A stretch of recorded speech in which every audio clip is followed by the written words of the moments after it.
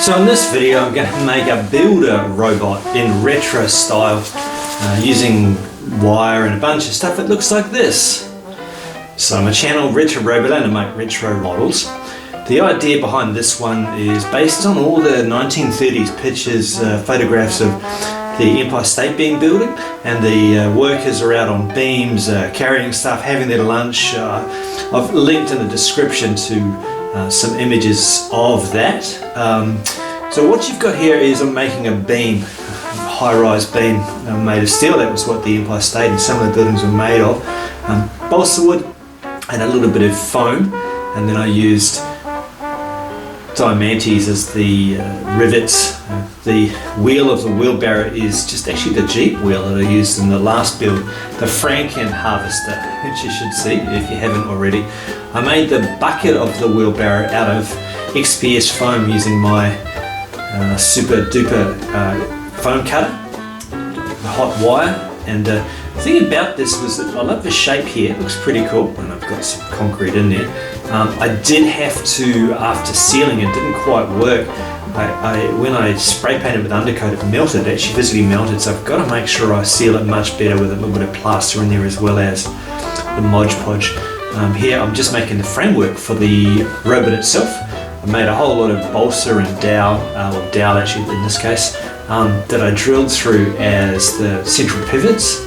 And then this is something I found interesting thing on the side of the road. It was from a fish tank. I always thought that it was actually a pipe, a hose, but it's not. It's solid kind of silicon rubber. And what I found when I got through, it's perfectly round. You can cut it whatever, cross-sectional.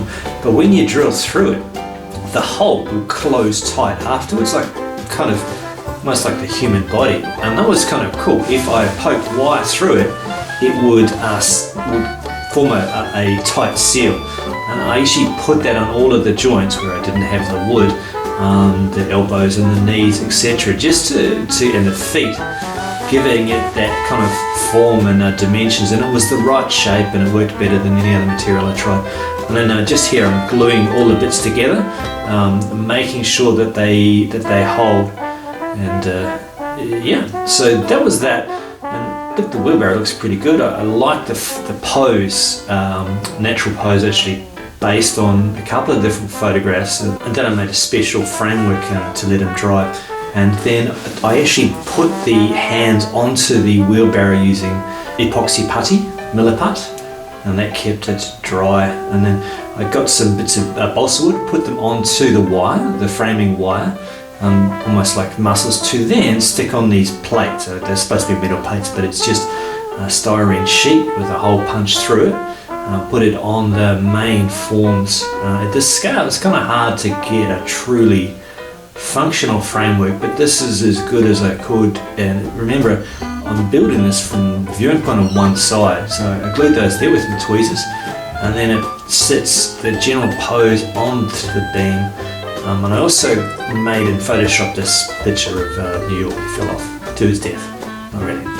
This is a box. I've just got all sorts of little greebies I got from a hobby store, different beads and rivets and these little poppets, and I'm sticking them all on. I really worked out what worked or would potentially seem real in putting together a working robot made in the 1930s. The premise here is that these sorts of robots hung out with real people, and the world was essentially the same as it is, but they're just robots in it. Making the head here, the whole idea with the heads in these is I'm basing them, really ripping off old style cameras. It seems like an idea that a lens would make sense for the viewing part of a robot in the 1930s, and they had pretty advanced cameras, so well, that could actually be the basis, that with some sort of thinking thing within there that doesn't make sense. So then onto the painting stage, which was all designed to be in black and white, really like undershading in a way, but I figured, well, the reference pictures are always in black and white, and I should make a black and white model. Why not? Did the paint with airbrush and with a paintbrush as well.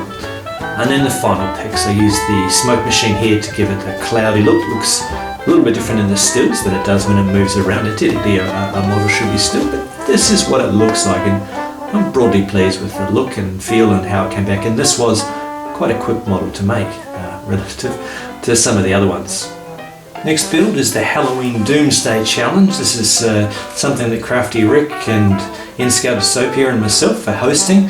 Same deal, you roll 2 dice, I rolled a 5 and a 3, so I'll be building a plant or animal in the woods in a diorama. There's a whole lot of us on the thread building some stuff, and the next lot I'll show what they all get up to as well, because it's some pretty cool stuff. Anyway, thanks for watching this episode of Retro Roboland, and I'll catch you next time. Bye bye.